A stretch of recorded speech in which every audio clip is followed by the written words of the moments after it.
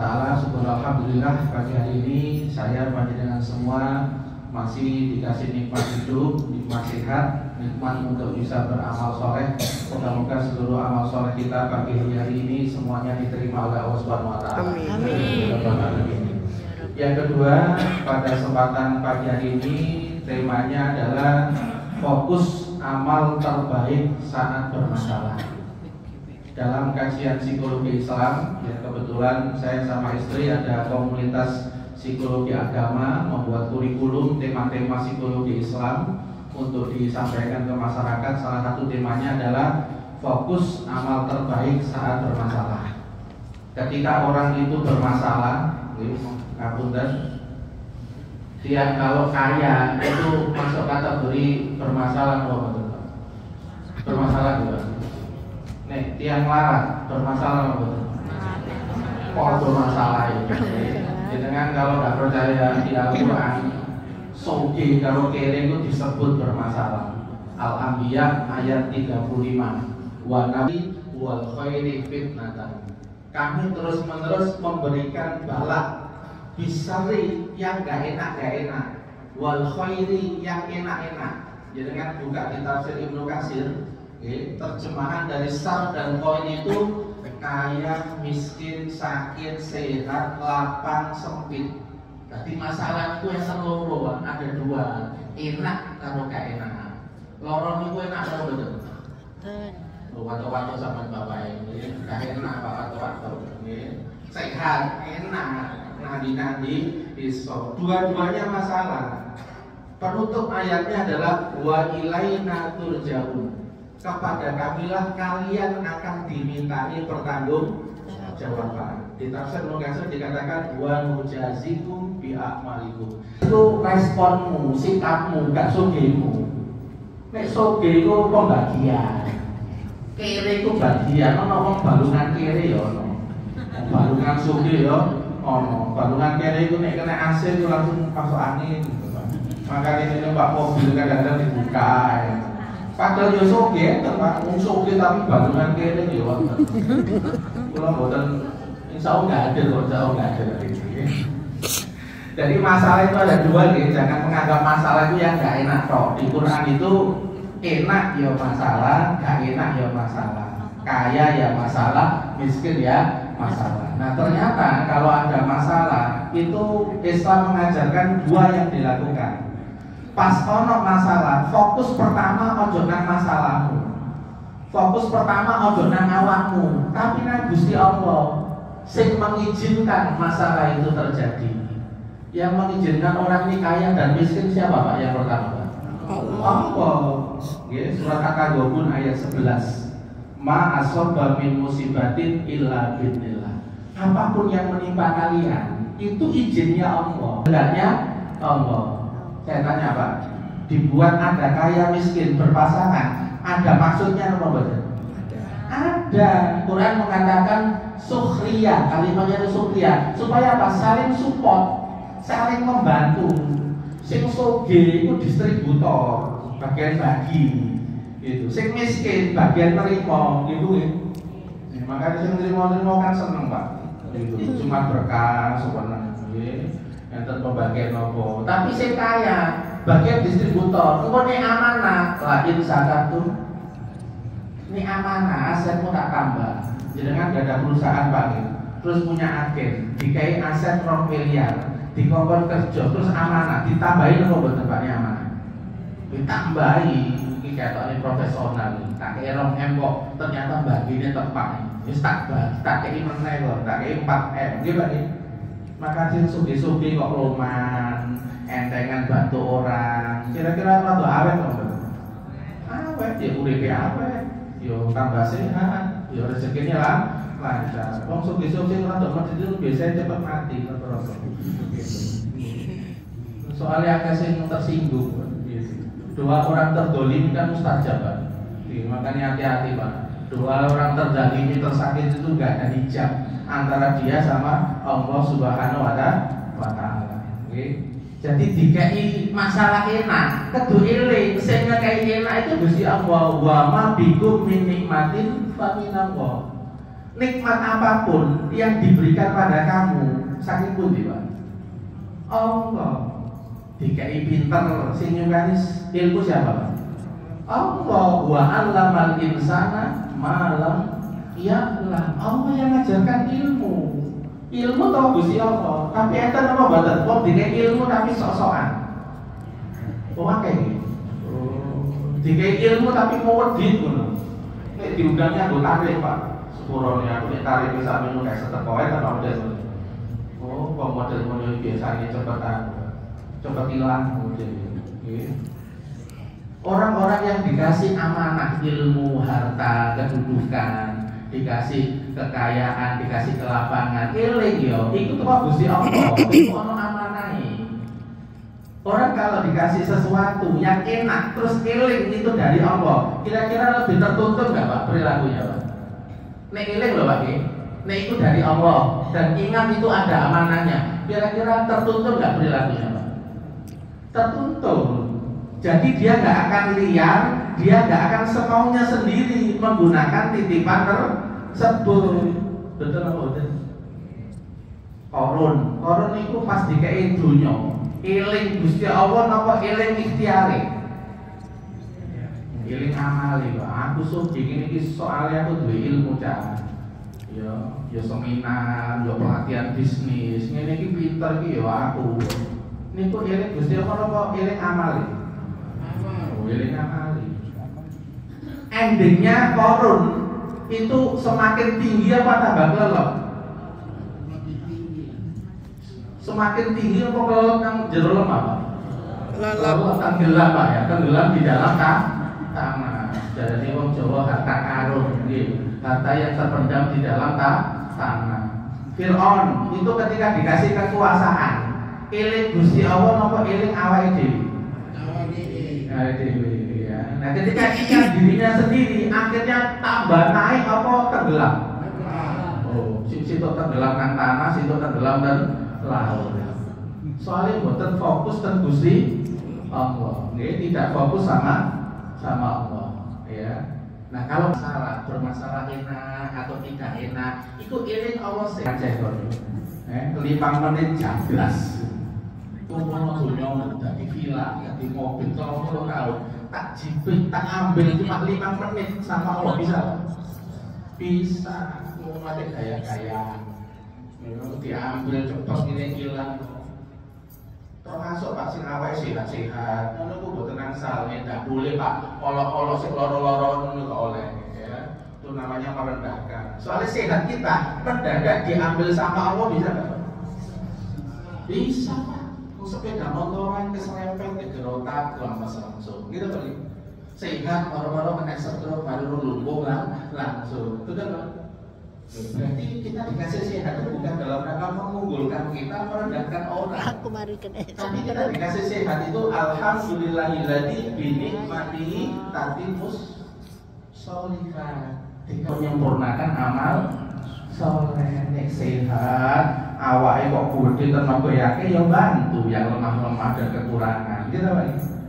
yang kaya membantu yang kekurangan yang penguasa ya alhamdulillah di Jawa Barat ini ada gubernur yang perhatian ke masyarakat mungkin menyebarkan Jawa Tengah kalau Jawa Timur perhatiannya kepada rakyat karena al-imamu ro'in imam itu pengembala hadis Nabi mengatakan al-imamu ro'in imam mengurus rakyatnya kenapa? Kalau dikasih kelapangan, dikasih enak tidak lupa diri, tidak tinggi hati begitu pula nanti kalau dikasih yang tidak enak itu dia tidak gampang protes tidak gampang frustasi rata-rata kalau dikasih takdir tidak enak Pak banyak nggak Pak yang protes Pak?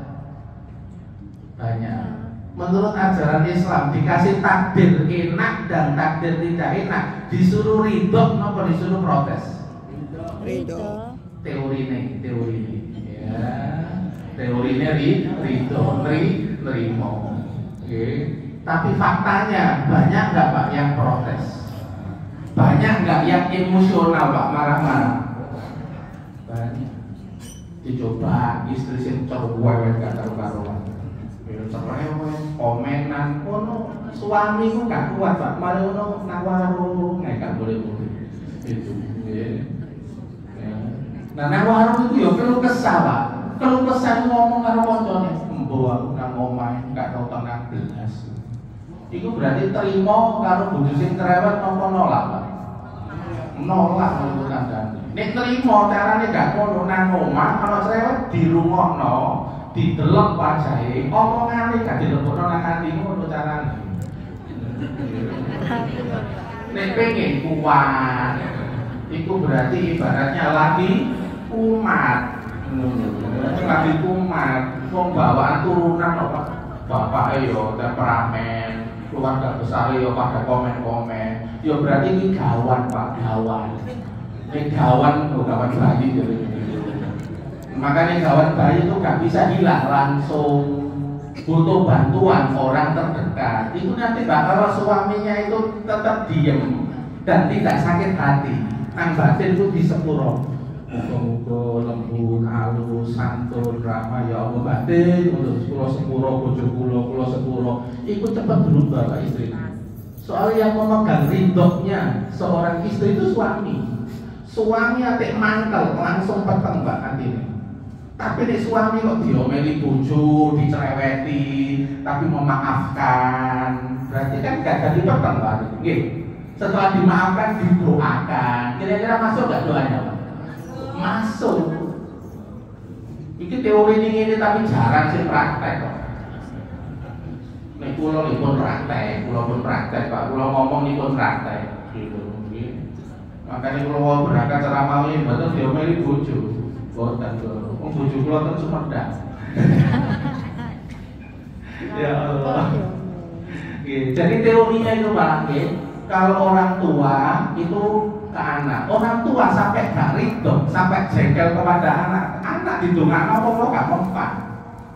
Anak sampai nabi tapi jenengan sik jengkel, gak mempan. Kenapa? Ridho Allah, fil ridho walidain. Ridhonya Allah itu ada di ridhonya orang tua. Nek wong tua itu jengkel, terus tausiah, nasihati anak, yang melbu itu nasihatnya apa jengkelnya? Loh, wis paham ya. Sekarang saya tanya, menurut ajaran agama, orang itu kalau emosi disuruh menenangkan diri nopo tausiah? Hadisnya wa idza ghadiba falyastut. Awak oleh emosi meneng, ojo ngomong. Umpama saya Pak tadi berangkat saya, terus berdodok gak karu-karuan, aku mau yo menenangkan diri dulu Pak, ini berdodok gak karu-karuan. Jadi alamat terus bolak-balik ini kok kesasar, aduh lampau. Ini kan ada berdodok Pak. Makanya aku menangkini merenung ini, diam, ini tenang, aku ceramah aja untuk pelong. Buat tenang salah, tidak boleh Pak kalau udah lagi berdodok ngomong tidak boleh. Ada hadis yang lain, termasuk hakim Pak. Hakim terus kurang murid itu tidak boleh memutuskan perkara. Layak dilqodi fawwal qadban. Seorang hakim tidak boleh memutuskan perkara, sedangkan dia lagi marah, nggak boleh. Engkau salah pasal, ini so milih pasal keliru Pak. Ya, jadi pasal meringankan, kalau diambil pasal yang memberatkan, mendolimi orang lain. Ketinggalan kalau tak pernah kabeh. Kalau ini ngomong dia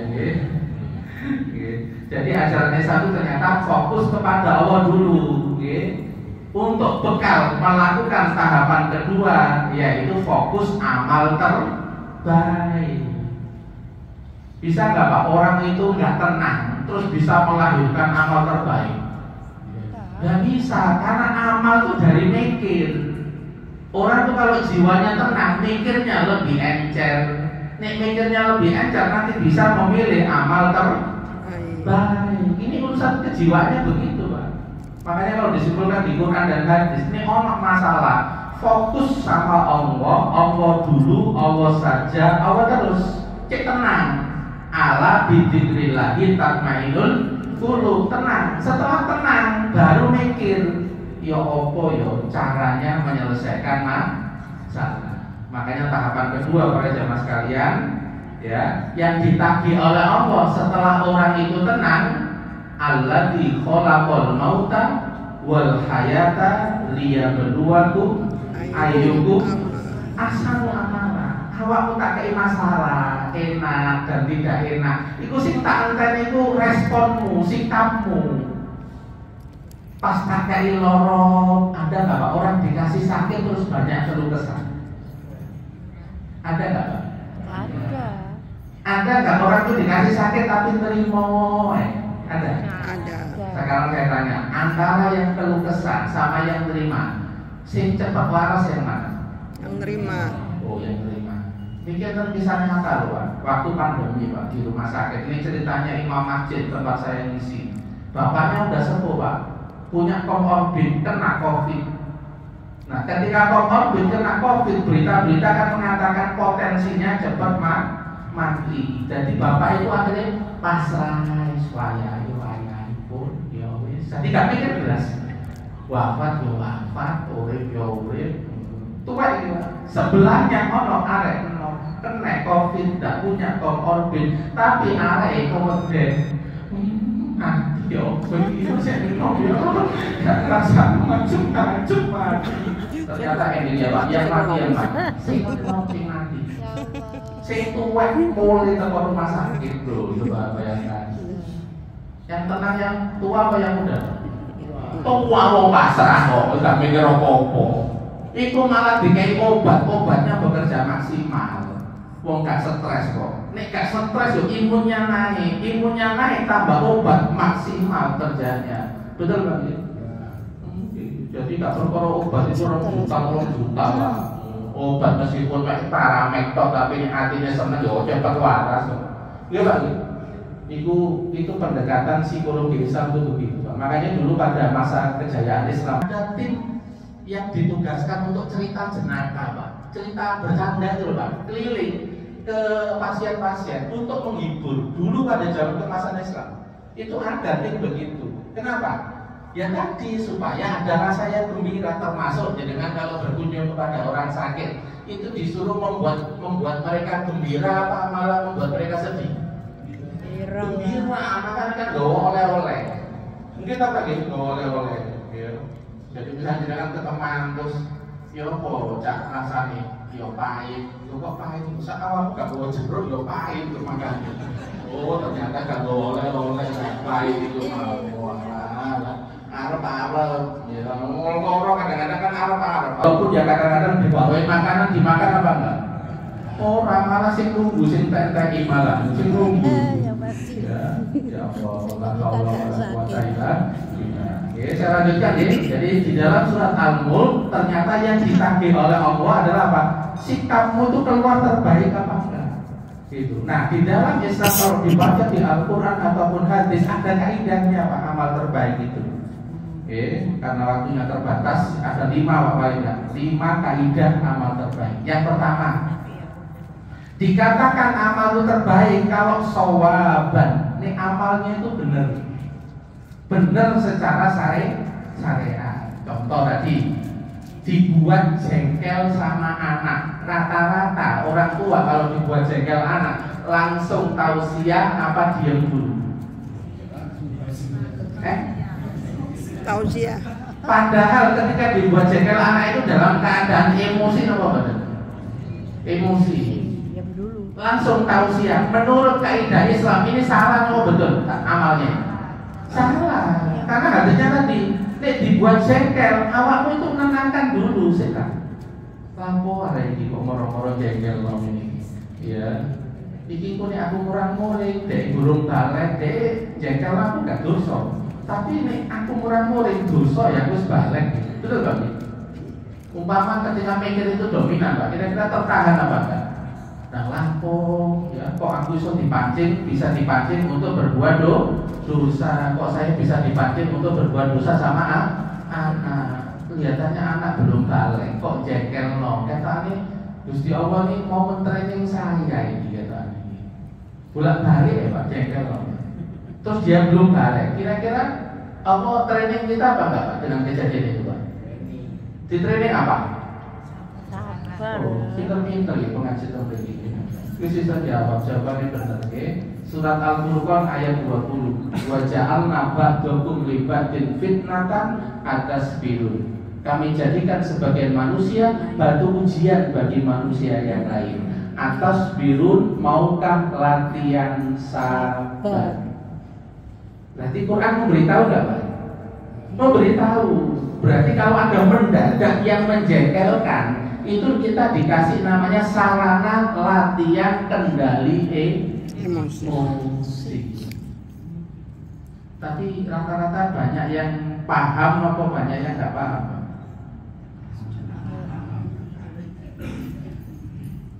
Banyak yang terkendali emosi atau langsung jengkel Pak rata-rata.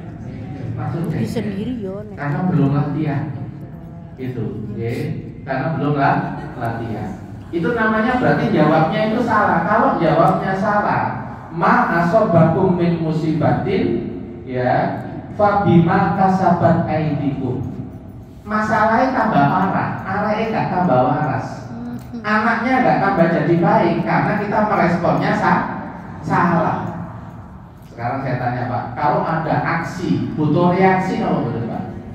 Butuh reaksi. Kalau ada aksi anak menjengkelkan, reaksinya salah terus, kira-kira anak ini bisa diperbaiki apa malah tambah parah? Tambah parah. Karena jawaban awalnya itu salah terus Pak. Nek salah terus itu jenenge remedi. Apa itu remedi Pak? Ujian ulang. Makanya jengkelnya nggak berhenti. Itu. Wong ada kok Pak, orang itu nggak diuji sama anak, tapi diuji sama tetangga yang jengkelin. Itu nggak kuat Pak, pindah perumahan ketemu tetangga lagi yang jengkelin. Memang memang ditarget sama Allah. Ketokane nang jero omah kok sabar kabeh ya iki tak uji kesabaran. Tak kei tangga yang menjengkelkan. Macam-macam Pak, ada yang diuji di perusahaan, temannya, macam-macam. Itu tergantung gurune Pak, tergantung Gusti Allah. Jadi ujian yang mana? Kita cuma murid Pak, kita cuma objek, yang jadi subjek adalah Allah Subhanahu wa Ta'ala. Kira-kira Allah itu ngasih enak dan tidak enak, itu tujuannya kita supaya mudah masuk surga atau mudah masuk neraka Pak? Masuk surga. Itu dipergilirkan enak dan tidak enak itu supaya kita layak, memang layak untuk dimasukkan ke dalam surga. Nah, surga itu ada tingkatan-tingkatannya. Menurut para ulama itu ada 100 tingkatan. Nah, dengan mau yang level bawah atau second Pak? Kataannya nek kawani milih, kataannya kawani musibah. Tidak berani dengan masalah. Okay. Nomor 1 benar Pak ya, harus benar. Kalau nggak benar nanti akhirnya bermasalah. Okay. Yang kedua, amal terbaik itu syaratnya adalah ikhlas. Sekarang saya tanya, ibu-ibu biasanya bapaknya itu suka minum kopi, tiap pagi itu minta dibikinin kopi. Nah ternyata pada hari itu kopinya nggak diminum karena cepet-cepetan berangkat ke perusahaan. Kira-kira Bu, besoknya dibuatin apa bukan? Enggak. Gimana Bu? Enggak. Tetap dibuatin. Oh, boten. Ya Allah. Soalnya apa Pak? Istrinya ini, aku gak dihargai. Aku sudah membuat kopi sebelum subuh, wis tak goreng, tak geplong, tak udang. Ini ternyata gak diminum. Wis gak menghargai gelas. Saya tanya, seperti ini masuk kategori ikhlas apa? Tidak, boten. Oh boten, oh paham berarti boten apa-apa berarti ya. Kasih umum sama Bapak, soalnya sudah paham kok Pak, kalau sudah ikhlas ya. Soalnya definisi ikhlas ya, ikhlas menurut Imam An-Nawawi ya dalam kitab Al-Majmu' Syarhul Muhadzab dikatakan ikhlas itu salah satu definisinya tasfiyatul aqli an mulahadatil makhlukin, membersihkan akal, pikiran itu dari respon dan pengaruh makhluk. Makhluk ini menghargai apa yang saya lakukan apa enggak, aku enggak peduli, urusanku saya Allah. depan saya cuma media. Betul lagi. Yang nyuruh saya melayani pasangan Allah, yang membalas saya ketika saya melayani pasangan juga tetap Allah. Kopi nih yo wis tak gawekno, sudah jadi. Bukan berarti nek gak diminum lalu cancel pahalanya, jare sapa cancel. Ya, ndak cancel, Pak. Itu tetap ditulis pahalanya, mulai dari goreng, deplok, mudeng, naruh, dihitung semua itu, Bu. Itu. Karena ibu orang baik. Allah tidak pernah menyia-nyiakan perbuatan baik dari hambanya, dan hitungan Allah itu mulai dari yang terkecil. Famay ya'mal mithqala dzarratin khairan yarah. Meskipun yang dilakukan itu mek ndonga, tapi kepada pasangan itu dihitung. Ya, dihitung semua, Bu. Yang jenengan lakukan kepada anak, misalnya jenengan tuh miskin, tidak bisa apa-apa, tapi kok ndonga terus, ndonganya itu dihitung. Itu. Ustaz, aku ndonga kok efeknya rada suwe, ya berarti dilatih istiqomah ndonga. Ngono ae mikir.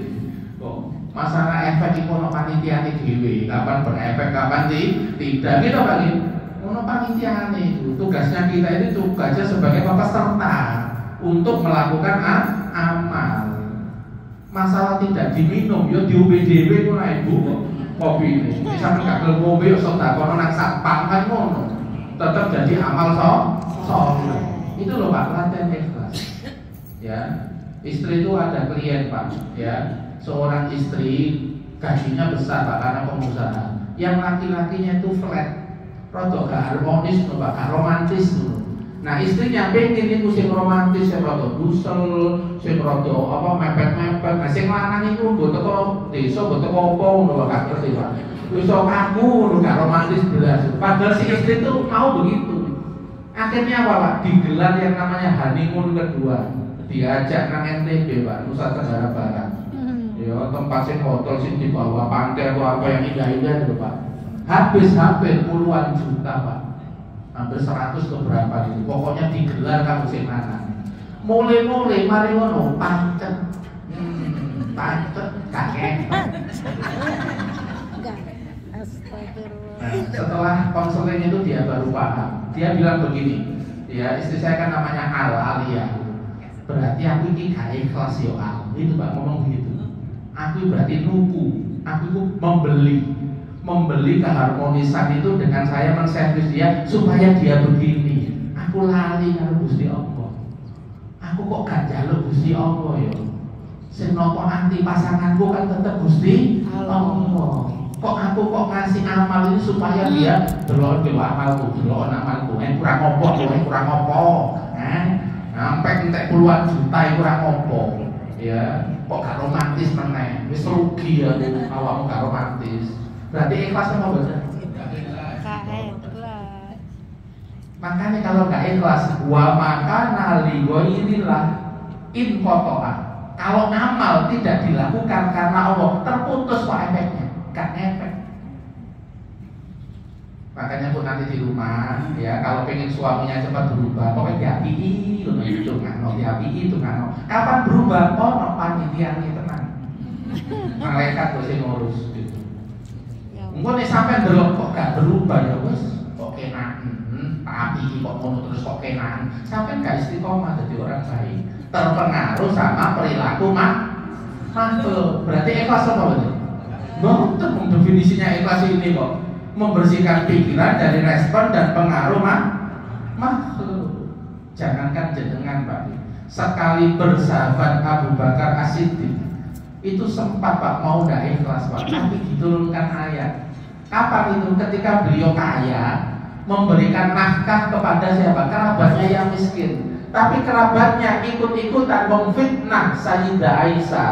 Melu-melu memfitnah Pak, mencela Sayyidah Aisyah. Ngapunten Pak, jenengan punya ponakan ya, miskin Pak, jenengan kaya, terus dikasih zakat Pak. Ternyata ponakan jenengan tuh ngelek-ngelek keluarga jenengan. Kira-kira zakatnya tetap nopo prei?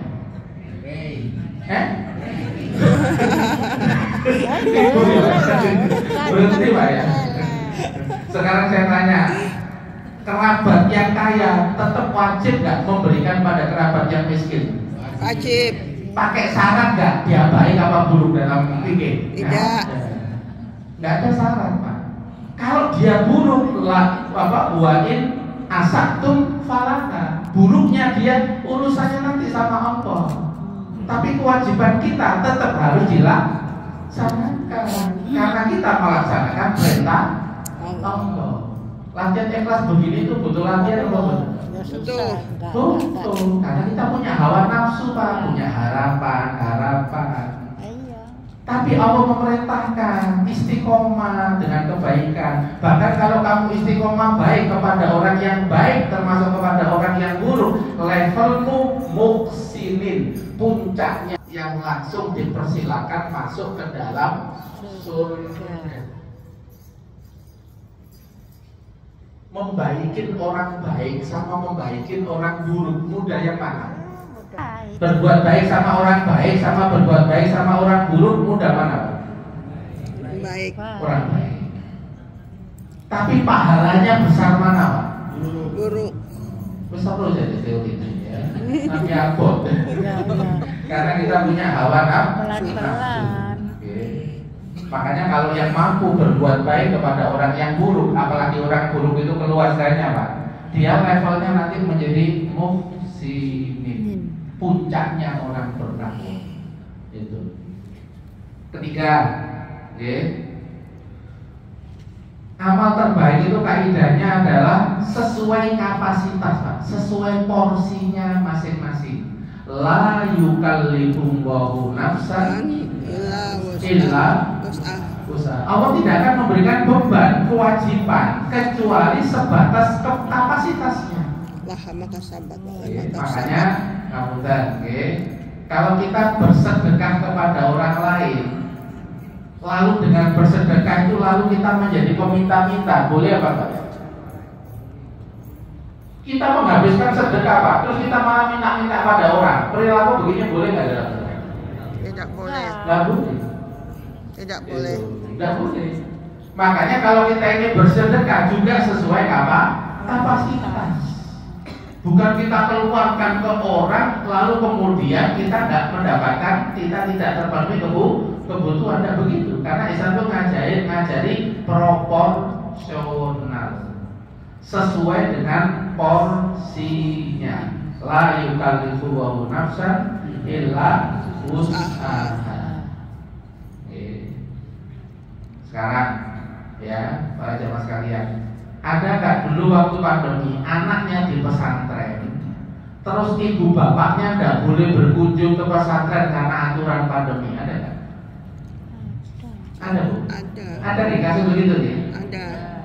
Ini kalau dipaksakan orang tuanya maksa-maksa pergi ke pesantren sampai melabrak ke pesantren, ini termasuk melampaui batas, loh? Iya, melampaui. Melampaui batas.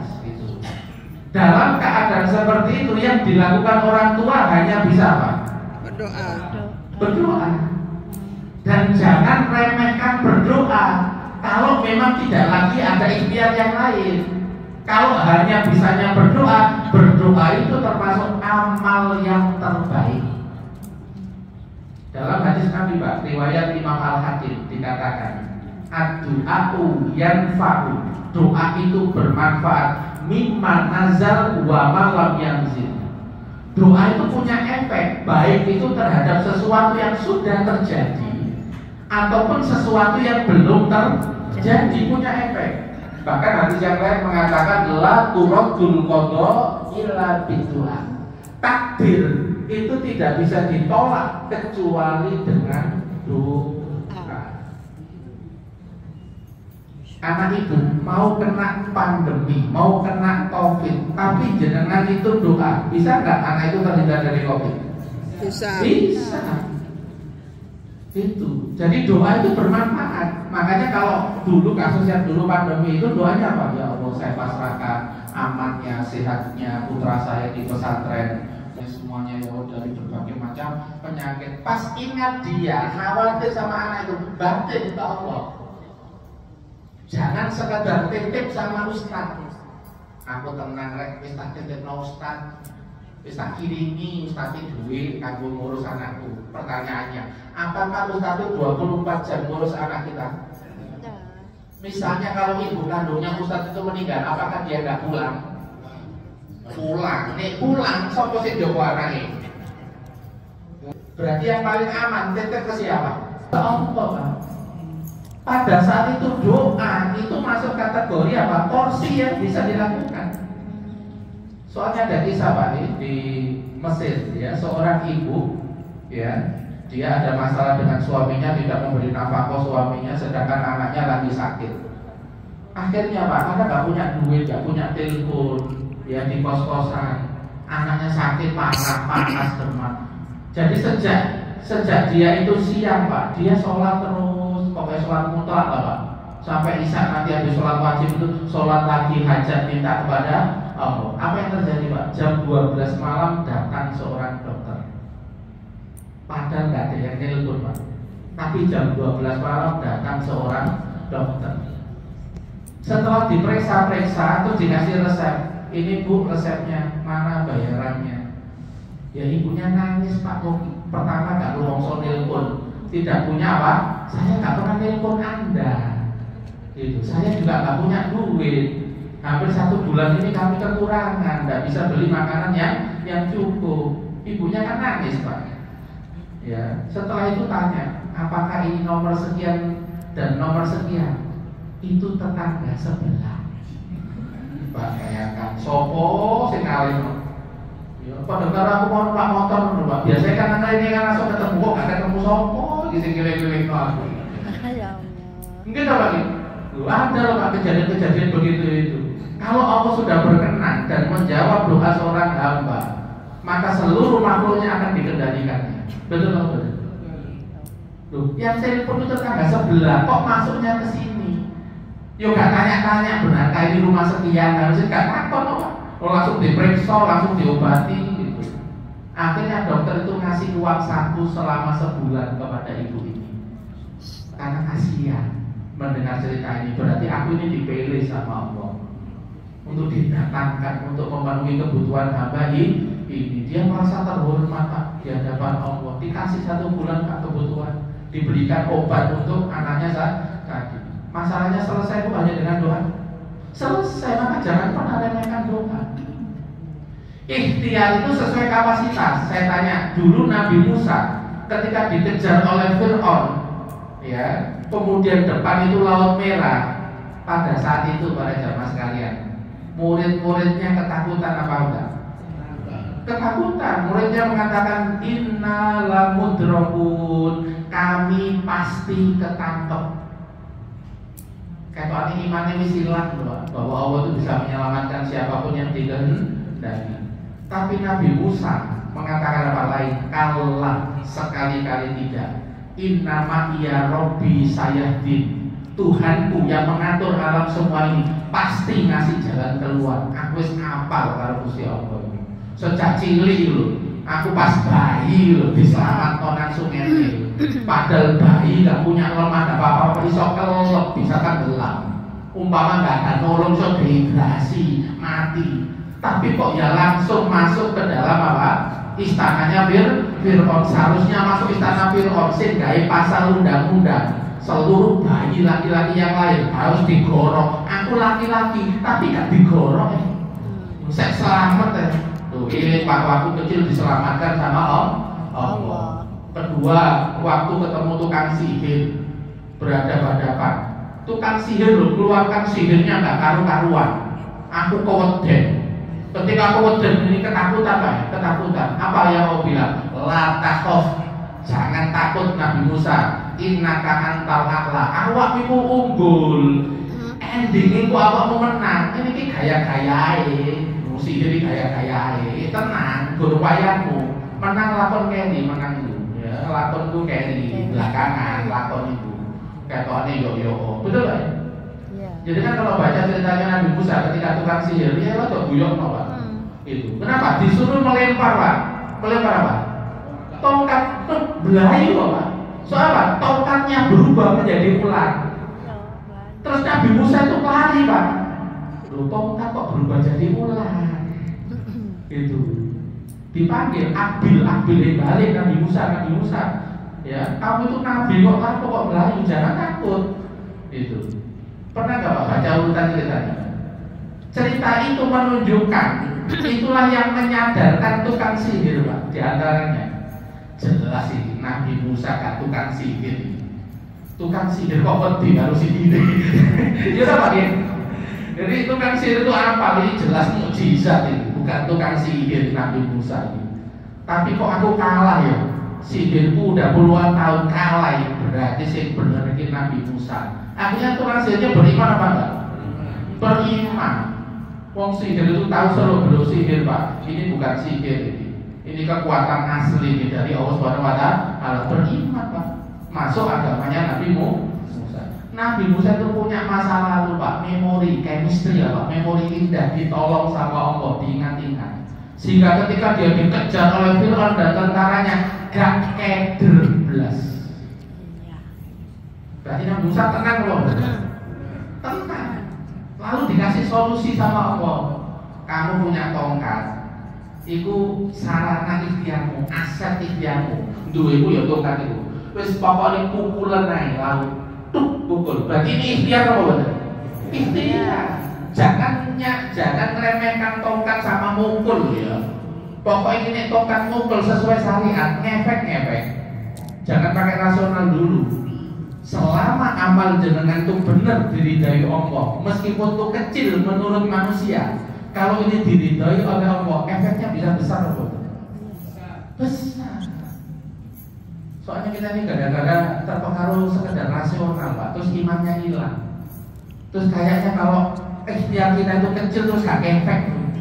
Nek kecil ditolong Gusti Allah jadi besar apa betul? Itu maksudnya. Ya, jangan-jangan Indonesia ini takut sama Amerika. Ya, oh kita itu Amerika loh. Ya, kalau Amerika ini kan Amerika. Ya, itu podo makhluk Allah. Robbanas, Allah itu Tuhan yang mengatur seluruh manusia. Kamu kecil, tapi kalau beriman, kalau kamu takwa, ditolong Gusti Allah, yang kecil bisa besar loh. Besar. Tentara tahu menerawang tentara Jalut itu puluhan ribu Pak. Tentara tahu cuma 300-an, 300, ya, 300-an. Tapi 300-an ini pasukan yang yakin dengan Allah Subhanahu wa taala. Min fi'atin qalilatin ghalabat fi'atan kasiratan bi'nillah. Tolong ngatos itu yakin Pak, kelompok yang sedikit kalau ditolong Gusti Allah akan mengalahkan kelompok yang besar bi'nillah dengan izin Allah. Jenengan 5 Pak, berhadapan sama 2000. Tapi kalau nggak punya iman, kira-kira gimana? Baik. Takut. Itu. Oke. Nah ini Pak sesuai kapasitas. Jadi kapasitas Nabi Musa ya tongkat itu kan meskipun tongkat. Pokoknya kan diperintah Gusti Allah meskipun hanya tongkat tuh di ngefek. Itu ini adalah Pak optimisme. Dengan kemampuannya seberapapun, ikhtiar semampunya, tapi artinya nyambung ke siapa? Allah. Ke Allah. Nabi Musa begitu, mukul tongkatnya dipukulkan, tapi artinya nyambung ke Allah enggak? Nyambung. Ketika ditolong, terselamatkan Allah benar? Terselamatkan. Yang keempat sekarang, kaidah amal terbaik cuma 5 kok Pak, gak banyak-banyak. Soalnya bagian tengah ini kita harus rujuk-rujuk manggil ya tadi. Makanya kalau ngomong kayak ini motor, tidak kepikiran.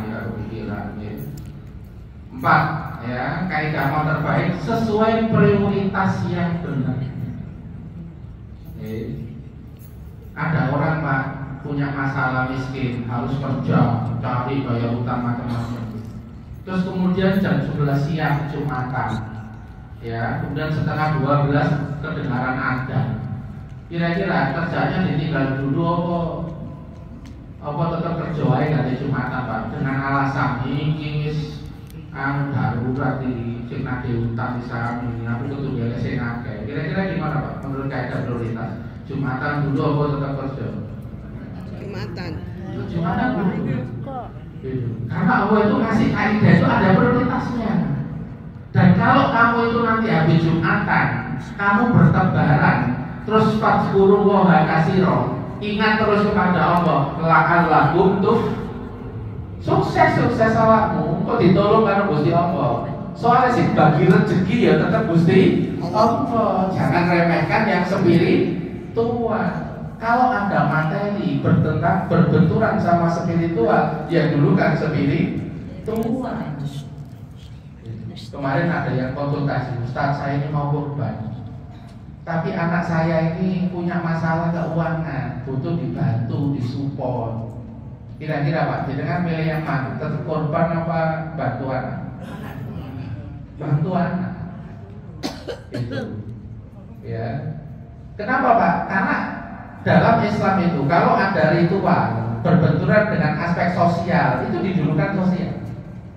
Dijulukan sosial kemanusiaan. Karena efeknya itu lebih besar. Ya, efeknya itu lebih besar. Itu namanya memilih prioritas. Ibu-ibu ke mall bawa duit SPP anak, terus di mall tuh ada kerudung limited edition.